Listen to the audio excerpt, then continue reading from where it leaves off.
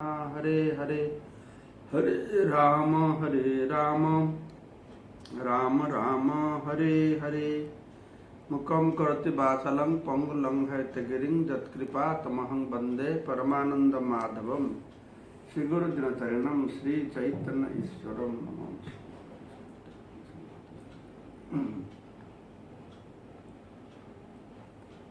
तो গতকালকে আমরা শ্রবণ করছিলাম যে বিভিন্ন গুণের দ্বারা প্রভাবিত মানুষের মধ্যে কি কি লক্ষণ দেখা যায়, কিভাবে আমরা বুঝতে পারবো যে এই সত্যগুণের দ্বারা প্রভাবিত বা রজগুণ বা তমগুণ। তো গীতায় ভগবান এই সম্পর্কে বলছেন, গীতায় ভগবান বলছেন যে সত্যগুণ যারা যে প্রভাবিত হবে, তো বলা হচ্ছে বিদ্যাত বিবৃধম সত্যম ইতি উত। বিবৃধম সত্যগুণ বেশি হলে কি হবে না, সর্বদ্বারেষু দেহে अस्मिन् प्रकाश उपजायते জ্ঞানম। সর্বদ্বার, সর্বদ্বার মানে কালকে আমি বলেছিলাম আমাদের শরীরটা নবদ্বার বিশিষ্ট। দুটো কর্ণ, দুটো চক্ষু, দুটো নাসিকা, ছয়টা মুখ, সাতটা আর মলদ্বার আর জননেন্দ্রিয়, এই মিলে আমাদের নবদ্বার আছে।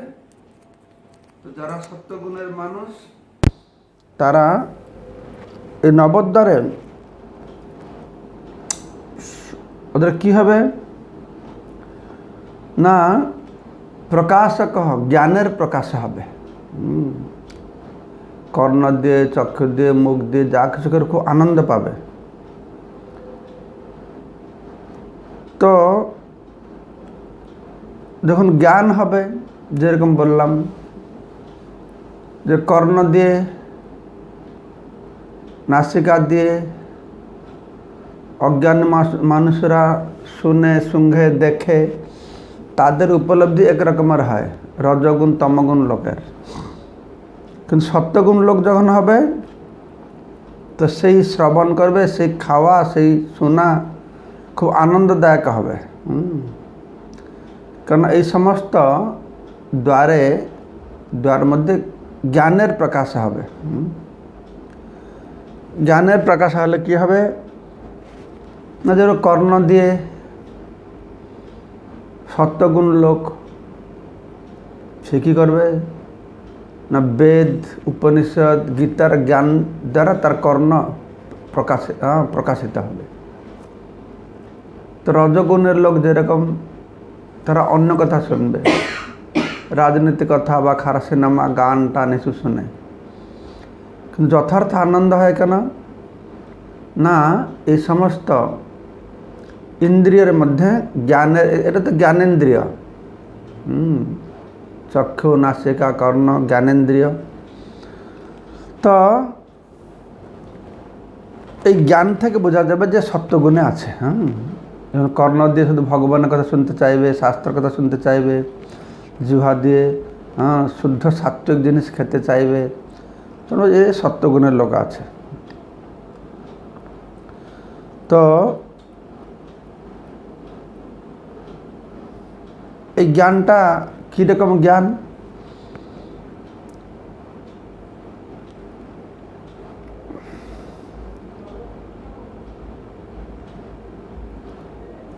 মানে যেরকম শব্দ, যে শব্দ আমরা শুনছি যথাযথ অর্থটাকে বোঝা, তাকে বলে যে জ্ঞান। আমরা দেখছি একটা অন্ধকার ঘরের মধ্যে দড়ি পড়েছে, আমি ভাবছি সাপ। এটা কেন মনে করছে না, এটা জ্ঞানের অভাব। সত্যগুণে কি হবে এসব ঠিকভাবে দেখতে পারবে, ঠিকভাবে শুনতে পারবে। তো এইভাবে এটা সত্যগুণ, সত্যগুণ লোক থাকলে কি হবে, এই সমস্ত দ্বারে আনন্দ, খুব শান্তি প্রশান্তি লাভ করবে। তার মুখে প্রশান্তি, চোখে প্রশান্তি, কর্ণে প্রশান্তি, নাসিকার প্রশান্তি, সর্বত্রই প্রশান্তি লাভ করবে।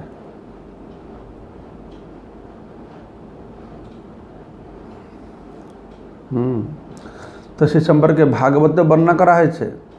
ভাগবত একটা শ্লোক এখানে কোট করা হয়েছে যে যখন সত্যগুণের উদয় হয় তখন প্রকাশ সব কিছু যথাযথ রূপে এই ইন্দ্রিয় দিয়ে আমরা বুঝতে পারি। তো সে পবিত্র, পিওর, শান্ত, আর সেটা জীবকে আনন্দ প্রদান করে, ধর্ম আর জ্ঞান প্রদান করে। আর যখন রজগুণ তমগুণ প্রশমিত হয় তখন সত্যগুণটা বাড়ে।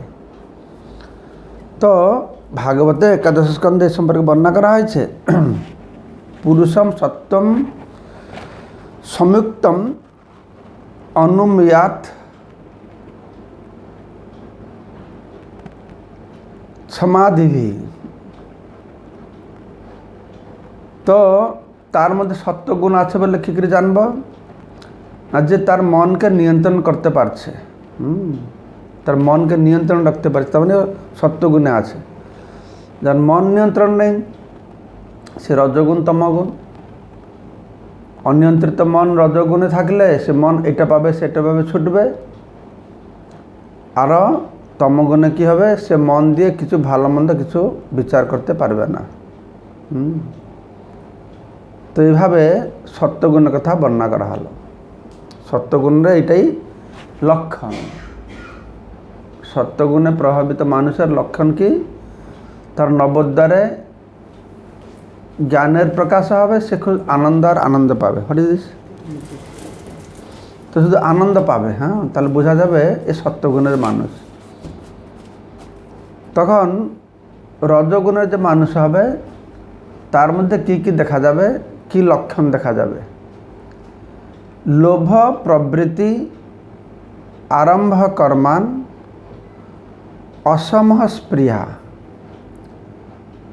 রজসী এতানি জায়ন্তে বিবৃতে ভরতর্ষভ।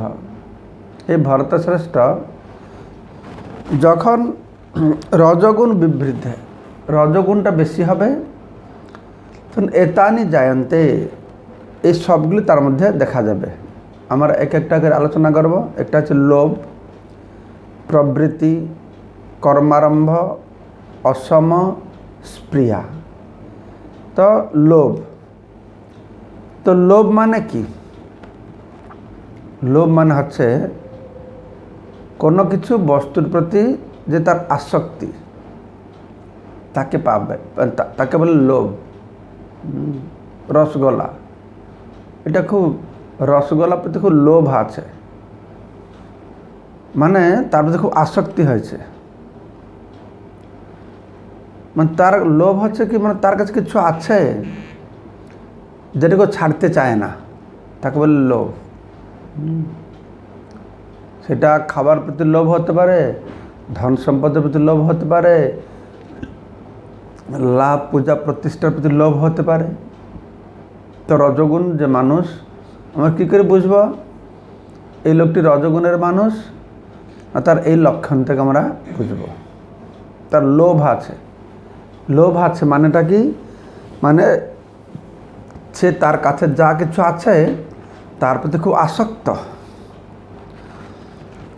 ওর মধ্যে সেগুলো ছেড়ে দেওয়ার ক্ষমতা নেই, শক্তি নেই।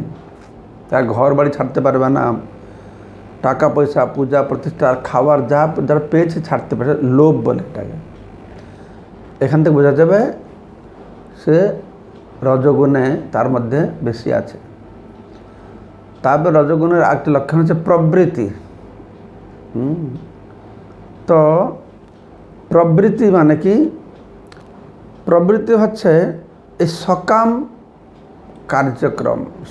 কার্যক্রম মানে হচ্ছে কিছু ফল পাব, এই উদ্দেশ্যে কঠোর পরিশ্রম করার জন্য তাকে বলা হচ্ছে সকাম কর্ম। মানে খুব তীব্র কার্যকলাপ, যেরকম বড় বড় ফ্যাক্টরিতে কাজ হয়, সব সময় কাজ ছুটতে থাকে, সেভাবে এটা হচ্ছে প্রবৃত্তি। এই প্রবৃত্তিটা হচ্ছে মানে অনেক ভৌতিক জিনিস আমি একট্ঠা করে রাখবো, এগুলো প্রবৃত্তি।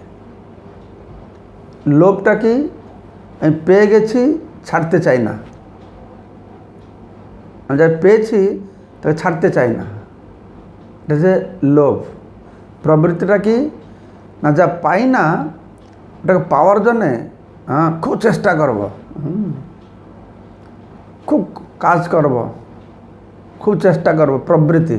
ঠিক আছে, প্রবৃত্তির অর্থ হচ্ছে শুধু যেটা পাই না সেটা পাবো তা নয়, পাওয়ার পরেও যেন আরও পাবো, আরও পাবো, আরও পাবো। ঠিক আছে, এটা হচ্ছে প্রবৃত্তি। লোভ হচ্ছে পেয়ে গেলে তাকে ছাড়ার ক্ষমতার অভাব। প্রবৃত্তি হচ্ছে যেটা পাই না সেটা কী করে পাবো, আর পেলেও আরও পাবো, এটা হচ্ছে প্রবৃত্তি। তারপর হচ্ছে কর্মারম্ভ। কর্মারম্ভটাও সেরকম একটা জিনিস, মানে কর্মের উপরে বিভিন্ন প্রকারের আয়োজন করবে সে,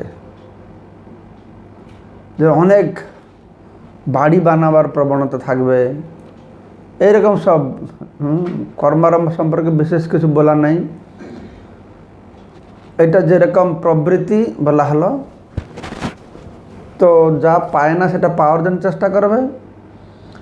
আর কর্মারম্ভ হচ্ছে মানে কর্মতৎপরতা, যেটাকে বলে কর্মতৎপরতা। এখানে ছুটবে, ওখানে ছুটবে, এটা করবে, সেটা করবে। অনেক লোক শুধু কাজ করতে থাকে, কাজ করতে থাকে, কাজ করতে থাকে, তো এটাকে বলে কর্মারম্ভ। সেটা রজগুণের একটা লক্ষণ। সেটা কর্মই ধর্ম বলে তারা সবসময় শুধু কর্ম করতে থাকে, আর কর্মের বাহিরে আর কিছু তারা দেখতে পারে না। আর তৃতীয় লক্ষণ হচ্ছে সে অসম। সম আর অসম, আমাদের আছে না, সম দম তপ শৌচ ক্ষান্তি অর্জবম। ব্রাহ্মণের গুণ আছে। সম মানে ইন্দ্রিয় নিয়ন্ত্রণ করা, মানে তাই দম মানে মনকে নিয়ন্ত্রণ করা। অসম মানে তার ইন্দ্রিয় নিয়ন্ত্রণ করবার ক্ষমতার তার মধ্যে নেই। যে রজগুণী লোক আছে তাদের ইন্দ্রিয়গুলো খুব সক্রিয়, মানে সক্রিয় মানে কি, তো এই যে ইন্দ্রিয় যে সবসময় বিষয়ের পিছনে ছুটছে, তাকে বিষয় থেকে ইন্দ্রিয়কে প্রত্যাহার করার শক্তিটা খুব কম, নেই তার মধ্যে। সম অসম। সম মানে কি, সম মানে বিষয় থেকে ইন্দ্রিয়কে প্রত্যাহার করার যে শক্তি, তাকে বলে সম। অসম মানে বিষয় থেকে ইন্দ্রিয়কে প্রত্যাহার করার শক্তির অভাব, তার মধ্যে সে শক্তি নেই। মানে অনকন্ট্রোলেবল ডিজায়ার, তার যে ইচ্ছাটা, তার কোনো নিয়ন্ত্রণ নাই। মানে যত পেলেও সে সন্তুষ্ট হবে না, তার মনটা সে যত পাবে তাই তার কোনো শেষ নেই, আরও পাবো, আরও পাবো, আরও পাবো। তো এইরকম যে ইচ্ছা করবে তাকে বলে অসম। তো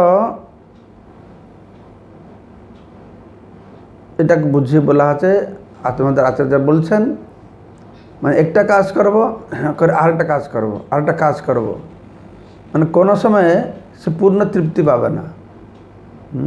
আরও করতে থাকবে, আরও করতে থাকবে, তার মন ইচ্ছা হবে, মানে তো মনে কোনো তৃপ্তি থাকবে না, যত চাইবে আরও চাইবে, আরও চাইবে। ব্যাপার আছে, এগুলি শুনে আমাদের কী লাভ হবে, না, এগুলি শুনলে আমরা বুঝতে পারবো আমাদের স্বভাবটা কী রকম। তাহলে আমরা নিজেকে বিচার করতে পারবো আমি কেমন মানুষ, আমার মধ্যে কি এরকম ভাব রয়েছে, একটা পেলে আরও পেতে ইচ্ছা হয়, আরও পেতে ইচ্ছা হয়, আর যেটা পেয়েছি থেকে ছাড়তে ইচ্ছা হয় না, আর ভোগ করলেও কোনো তৃপ্তি নেই, আরও ভোগ করব। তাহলে বুঝতে হবে যে আমার উপরে একটা রজগুণের প্রভাব একটু বেশি আছে। আর রজগুণের যার প্রভাব বেশি থাকবে তাদের মধ্যে স্পৃহা।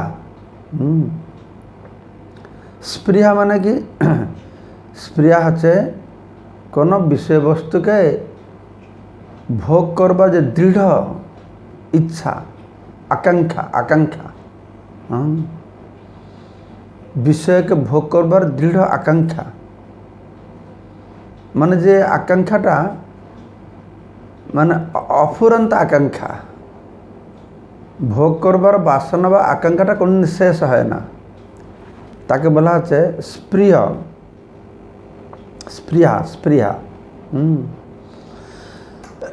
তো এই যে তৃষ্ণা, আমার আগে তৃষ্ণা শুনেছি একটা শব্দ, তৃষ্ণা, ইন্দ্রিয় তৃপ্তির প্রতি যে তৃষ্ণা তাকে বলা হচ্ছে স্পৃহা। সেক্ষেত্রে ভাগবতেও বলা হয়েছে, ভাগবত বর্ণনা করে বলা আছে যখন তো রজগুণ যে গুণ, রজগুণটা বেশি হয় তো আসক্তিটা বাড়বে, আর সবসময় সে সবাইকে নিয়ে আলাদা হয়ে থাকতে ইচ্ছা করবে, আলাদা করে ভোগ করবো, আর খুব চঞ্চল হবে। তো এইভাবে রজগুণের প্রভাব সম্পর্কে বর্ণনা করা হলো। তো ভাগবত এটা বর্ণনা করা হয়েছে, যেটা কালকে একজনকে ভক্ত জিজ্ঞাসা করছিল। তো ভাগবত একাদশ স্কন্ধে বলা হচ্ছে কামাদিভি রজযুক্তম। তো রজযুক্ত, রজগুণ মানে কি? কামাদিভি। যখন রজগুণে থাকবে তার মধ্যে কাম মানে কি? কাম মানে ইন্দ্রিয় তৃপ্তির দৃঢ় বাসনা,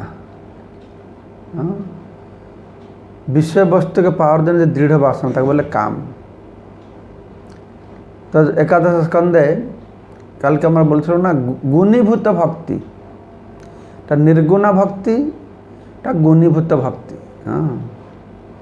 তো গুণীভূত ভক্তি একাদশ স্কন্ধে বর্ণনা করা হয়েছে, যেখানে বলা আছে যে একটা লোক যদা আশিষ আশায় মাম ভজেত স কর্মভি তং রজ প্রকৃতি বিদ্যাত। ভগবান বলছেন যে একটা লোক সে ভগবানের পূজা করছে, ভগবানের উপাসনা করছে, কিন্তু কেন করছে ভগবানের উপাসনা করছে? না ইন্দ্রিয় তৃপ্তির বস্তু পাওয়ার জন্যে। ঠিক আছে, যখন এইটা হচ্ছে রজগুণের প্রভাব। কালকে আলোচনা রজগুণের ভক্তি কীরকম হবে, এইটা তার দৃষ্টান্ত। একাদশ স্কন্ধে বলা আছে ভাগবতে, যখন কেউ ভগবানকে পূজা করে, কেন পূজা করে? না ইন্দ্রিয় তৃপ্তি বিষয়কে লাভ করবার জন্য, তখন সে ব্যক্তি হচ্ছে রজগুণী, আর তার পুজোটাও রজগুণ, তার ভক্তিটাও রজগুণ। যখন কেউ ভগবানকে পূজা করবে জড় বিষয় পাওয়ার জন্যে, সে ব্যক্তি রজগুণী আর তার ভক্তিটাও রজগুণ। এইভাবে জানতে হয়, ভাগবত বর্ণনা করা হচ্ছে। আমরা সত্যগুণ লক্ষণ শুনলাম, রজগুণের লক্ষণ শুনলাম, এখন আমরা তমগুণের লক্ষণ শ্রবণ করব। তো তমগুণ আগে আমি বলেছি, তমগুণ হচ্ছে সত্যগুণের বিপরীত।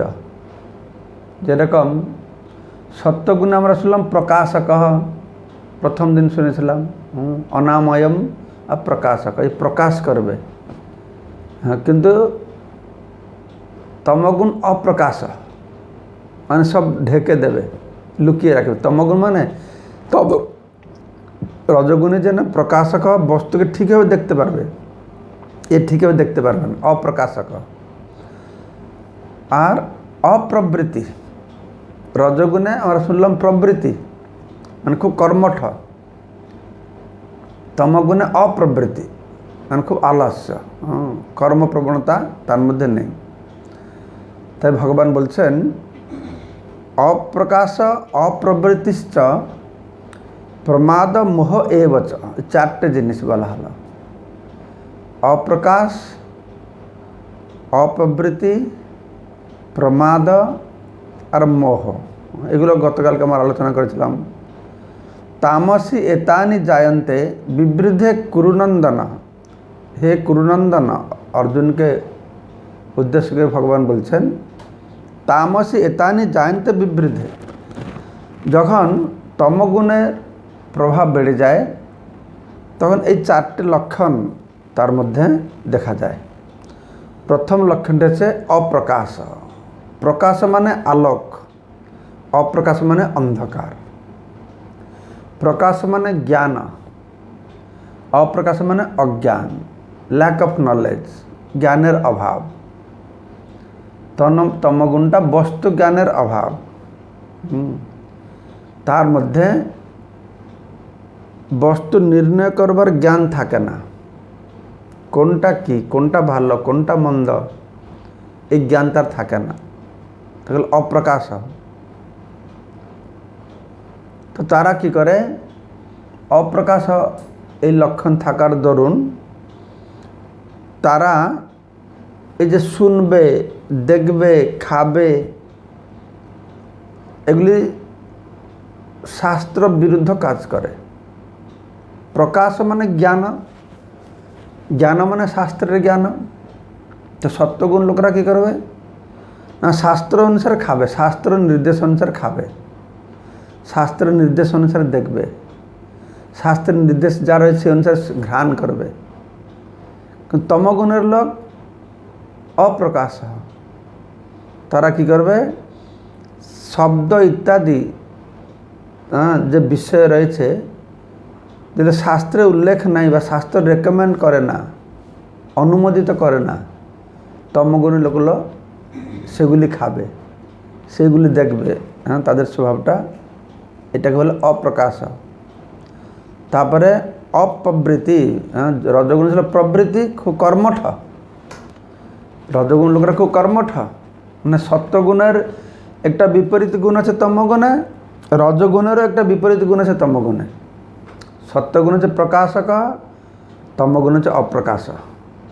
রজগুণ হচ্ছে প্রবৃত্তি, তমগুণ হচ্ছে অপ্রবৃত্তি। প্রবৃত্তি মানে খুব কর্মঠ, সকাম, কর্মঠ। আর তমগুণে ইনঅ্যাক্টিভ, কর্মঠ নয়, তার চেষ্টার অভাব। অপ্রবৃত্তি মানে প্রবৃত্তি নাই, ইচ্ছা নাই, চেষ্টা নাই, মানে শরীর সুস্থ আছে। লেজি মানে কি, কার শরীরটা পারছে না, একটা কাজ করতে পারে না, ওকে লেজি বলা যাবে না বা ওকে আলস্য বলা যাবে না, শরীর পেরে উঠছে না। কিন্তু কার মধ্যে কার্য করার ক্ষমতা রয়েছে কিন্তু সেই কাজ করবার প্রচেষ্টা নেই, এন্ডেভার নাই, ইট ইজ অপ্রবৃত্তি। আর বিশেষ করে যে আমাদের প্রেসক্রাইব ডিউটিজ, আমাদের যে কর্তব্য কর্ম, সেগুলোর প্রতি খুব অনীহা তার।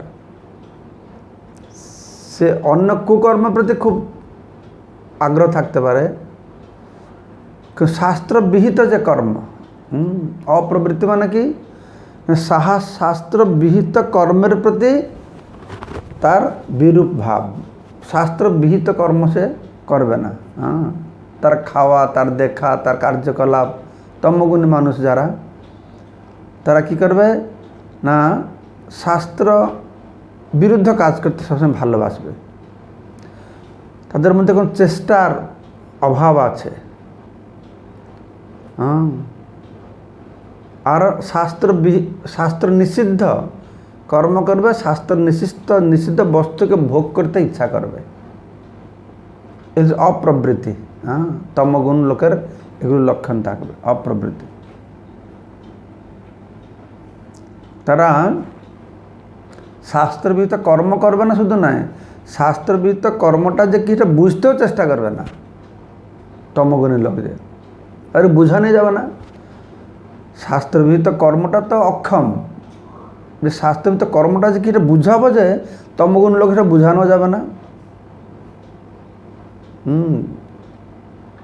তো এইভাবে তারা অপ্রবৃত্তি। তো একটা হলো দুটো গুণ আমরা তমগুণে আলোচনা, অপ্রকাশ, অপ্রবৃত্তি, তারপরে হচ্ছে প্রমাদ। প্রমাদ শব্দটা আমরা আলোচনা করেছিলাম, প্রমাদ মানে পাগল।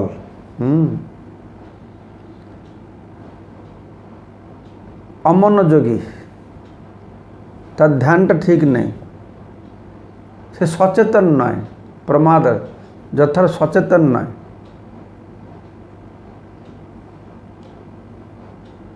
তো প্রমাদের দৃষ্টান্ত দেওয়া হচ্ছে, এটা জিনিস হাতে পেয়েও সে বুঝতে পারছে না আমি পেয়েছি, পাগলেদের মতন আর কি, হাতে আছে কিন্তু বুঝতে পারছে না আমি পেয়েছি।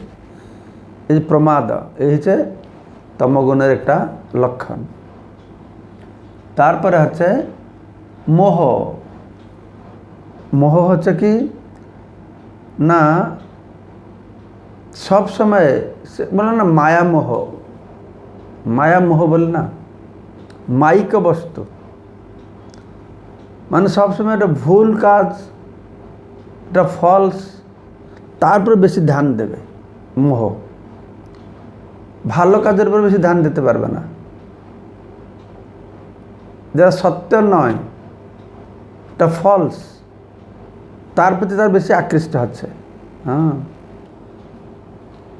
এটা মাইক আসক্তি সবসময় থাকবে তার মধ্যে।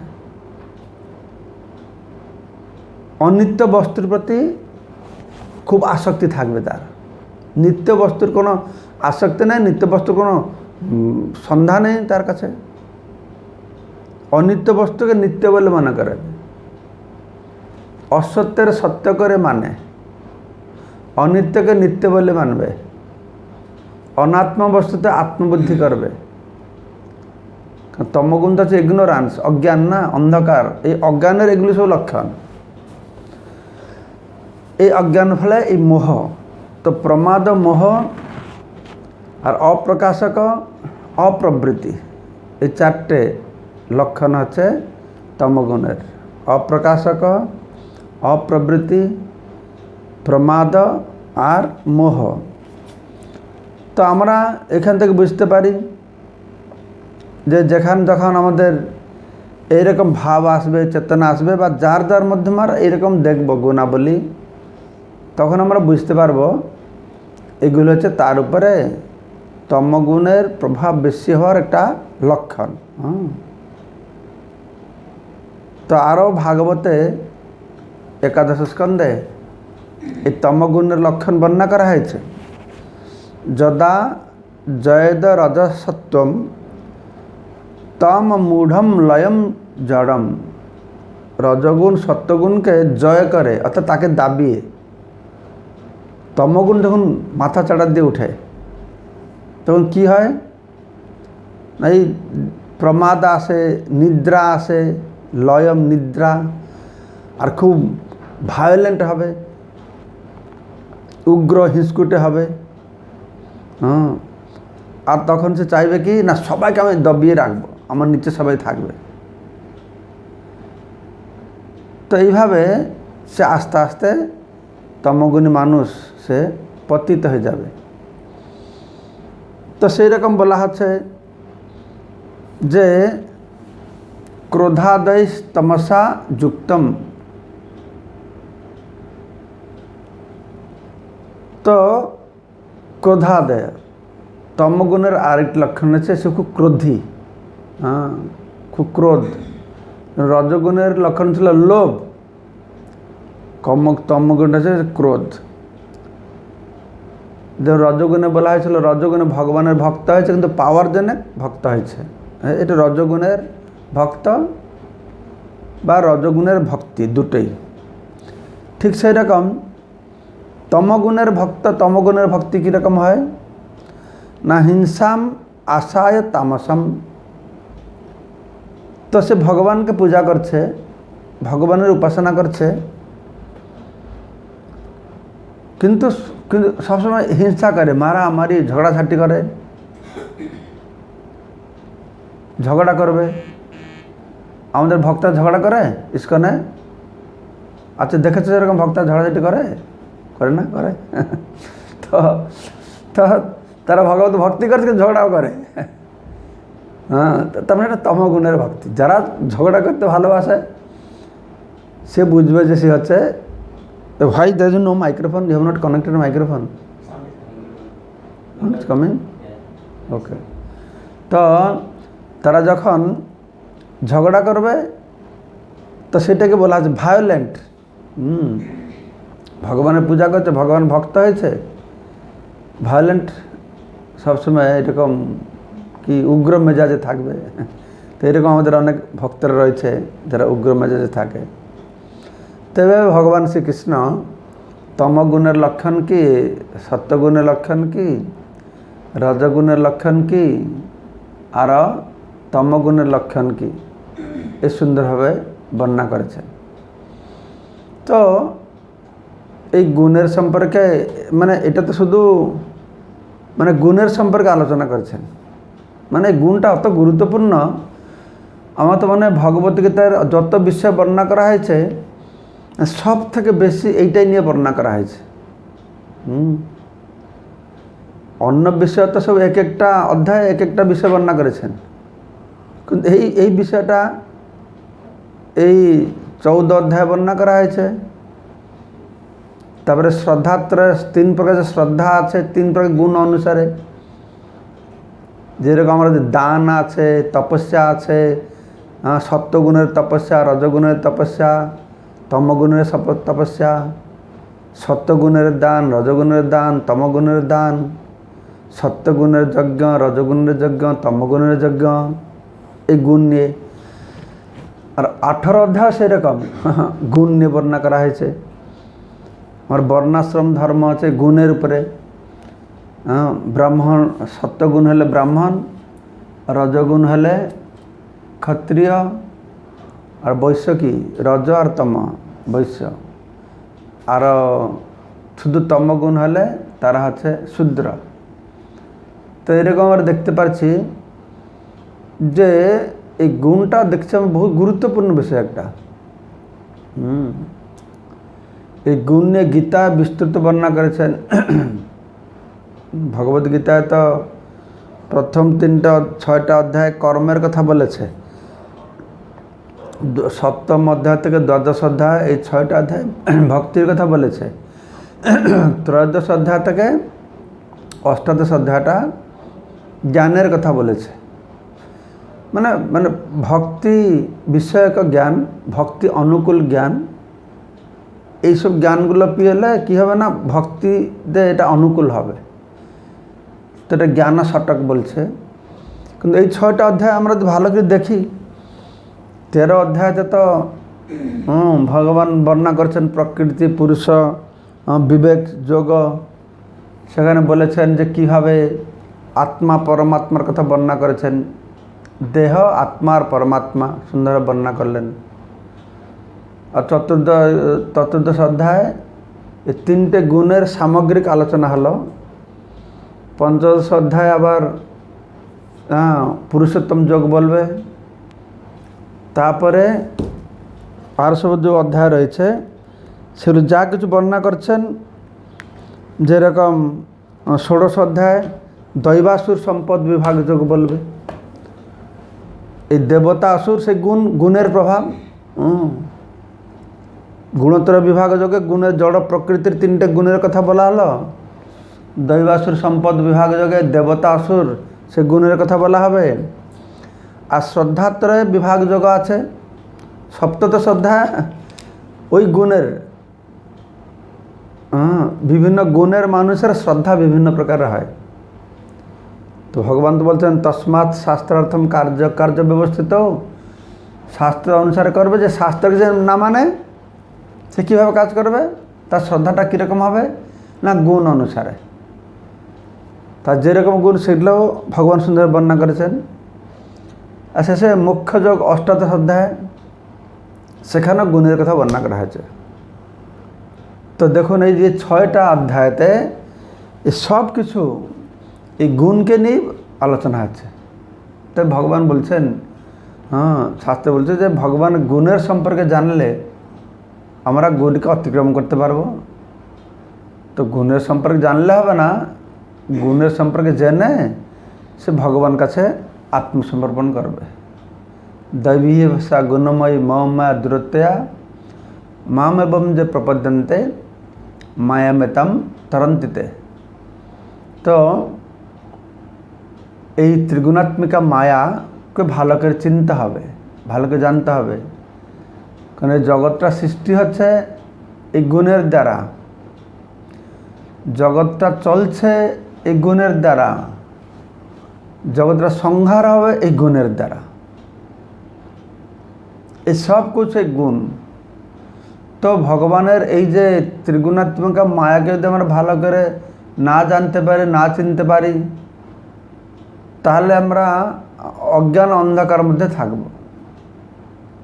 তো এটা একটা এক রকমের জ্ঞানের একটা অংশ। তাই গুণের সম্পর্কে আমাদের ভালো করে শুনতে হবে, বুঝতে হবে, উপলব্ধি করতে হবে। আর সেই ভিত্তিতে আমরা আমাদের বিচার করব। যেরকম অনেক সময় দেখি কোন লোক খারাপ কাজ করছে, কোন লোক ভালো কাজ করছে। তো কেউ খারাপ কাজ করলে আমরা খুব রেগে যাই, ও চুরি করছে, ও বদমাশি করছে, ও। কিন্তু আসলে যারা শুদ্ধ ভক্ত তারা তাতে বিব্রত হয় না, কারণ তারা বলে যে এই বিচারা কী করবে। তারা দুষ্ট লোকের প্রতি তারা ক্রোধান্বিত হয় না। তারা জানে যে দুষ্ট লোক গুণের প্রভাবে হচ্ছে। তো এখন আমাদের সময় শেষ হয়ে গেল। তো আরেকটা সেশন আমরা এরপর করবো। আপনারা যারা যারা থাকবেন, যদি কোনো কিছু প্রশ্ন উত্তর থাকে, আমরা 10-15 মিনিট আরও কিছু প্রশ্ন উত্তর করব। 40 মিনিট হয়ে গেছে, আমাদের জুম সেশন শেষ হয়ে গেল। আবার নতুন সেশন এরপরে আমরা স্টার্ট করব। যদি কোনো প্রশ্ন থাকে আপনি রেডি থাকুন। ওটাই হলো। তো इसको সেটিং করো। তো যে প্রবৃত্তি মার্গ আর নিবৃত্তি মার্গ এটা জানি। প্রবৃত্তি মার্গ হচ্ছে ভোগের মার্গ, নিবৃত্তি মার্গ হচ্ছে ত্যাগের মার্গ। যারা ভোগ করতে চায় তারা প্রবৃত্তি মার্গ নেয়, আর নিবৃত্তি মার্গ মানে তারা ইন্দ্রিয় ভোগটক বেশি করে না, বিষয় ভোগ না করে, তারা ভগবানের ভজন না করে। এটা হচ্ছে নিবৃত্তি মার্গ। ঠিক আছে?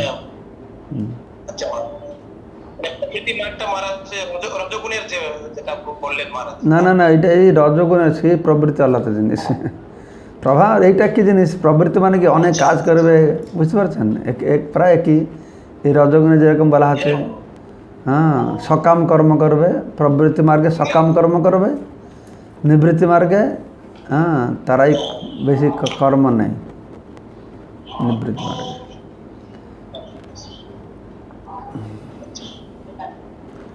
আর কোন প্রশ্ন আছে? ফ্রেশ? ইয়েস, ওকে। আর কোন প্রশ্ন আছে?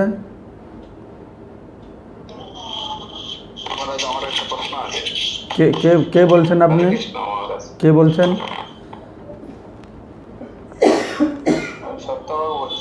সত্যবাগ, বলো। গুণ অনুসারে যখন কেউ অপরাধ করে, সেই গুণ অনুসারে কি তার সেরকম শাস্তি হয় না? ধরো সত্যগুণ, রজগুণ, তমগুণ, কেউ খুন করলো, সেই গুণ অনুসারে কি একই শাস্তি হবে না গুণ অনুসারে আলাদা শাস্তি? গুণ অনুসারে বা আলাদা কি শাস্তি কি করবে? যে সত্যগুণে থাকবে সেটা নিষ্পাপ, পাপ করবে না, তার কোনো শাস্তি নেই, সে শুধু আনন্দ পাবে, সুখ পাবে। আর রজগুণে ও শাস্তি পাবে, দুঃখ পাবে। রজগুণে কম সুখ পাবে, বেশি দুঃখ পাবে। আর তমগুণে ও শুধু দুঃখই পাবে, কিন্তু সে অজ্ঞানতার দরুন সে দুঃখটাকে বুঝতে পারবে না, দুঃখটা দুঃখ বলে বুঝতে পারবে না, এরকমই। আর কোনো প্রশ্ন আছে?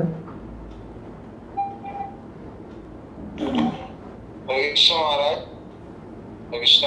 হ্যাঁ বলুন। আমি পুরুলিয়ার থেকে সুদর্শন বর্মন দাস বলছি মহারাজ। ও পুরুলিয়া থেকে, হ্যাঁ বলুন সুদর্শন বাবু। হ্যাঁ মহারাজ, আমি বেশ কিছুদিন থেকে দুঃস্বপ্ন দেখছি। দুঃস্বপ্ন দেখছ? হ্যাঁ, ভয় ভয় লাগে। রাত্রি কয়টার সময় তুমি খাওয়া দাওয়া, রাত্রি কয়টায় খাচ্ছ? খাওয়া দাওয়া মহারাজ আমি 8:30 9টার মধ্যে খাই। না না না না, তাহলে তুমি রাত্রে খাওয়া বন্ধ করো, সূর্য অস্তের আগে খাও, বন্ধ করে দিব। মানে ঘুমাবার 3 ঘন্টা আগে খেতে হবে, ঠিক আছে? 3 ঘন্টা আগে? ঘুমাবার 3 ঘন্টা আগে খাও, লাইট খাবে, আর ঘুমাবার আগে ভালো করে মুখ হাত ভালো করে ধুয়ে ঘুমাবে। ঠিক আছে। আর নরসিংহ, মাতাজি আছে, এরা প্রশ্ন করতে চাই। হ্যাঁ বলো কি প্রশ্ন করতে চাই?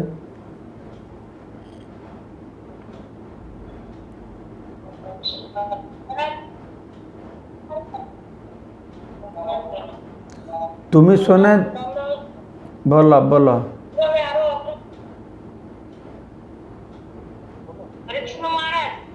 হ্যাঁ বলুন।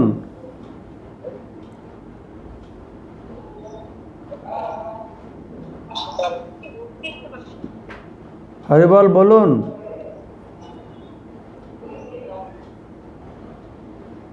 কি হলো?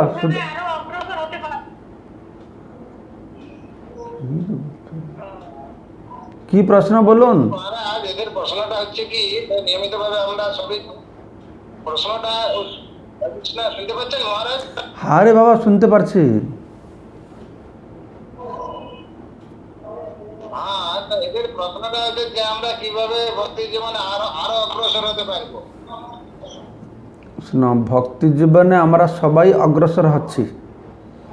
যত বেশি করে প্রসাদ পাবে, বেশি ভক্তি জীবনে এগোবে, বেশি করে কীর্তন করবে, বেশি করে জপ করবে, বেশি মঙ্গল আরতি করবে, বেশি করে গ্রন্থ বিতরণ করবে, হ্যাঁ বেশি করে প্রচার করবে, বেশি করে ভক্তিতে উন্নতি লাভ করবে। এটা সিম্পল জিনিস আর কি,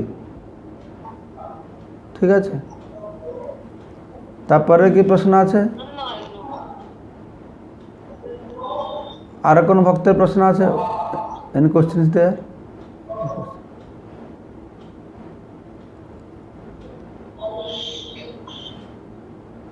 মহারাজ, ওই উকিলের সঙ্গে কথা বলেছিলাম মহারাজ, হ্যাঁ